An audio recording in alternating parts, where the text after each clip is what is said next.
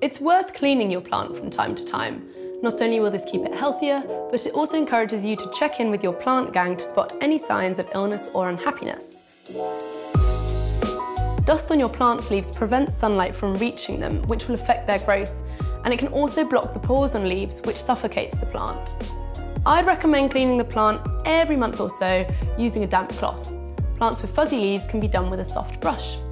While you're doing this, take the opportunity to examine your plant for any signs of stress or disease.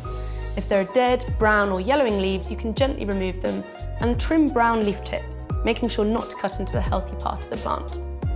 If you think cleaning the leaves will take ages, maybe you've got a plant with loads of leaves like Bertie the Boston fern, or a bigger one such as Big Ken the Kenshire palm, you can just pop your plant in the shower. Use tepid water to clean the leaves, making sure not to hold the shower head too close to the plant. The force of the water could upset it. In the next lesson, we'll be talking about how to make sure the humidity is right for your plants.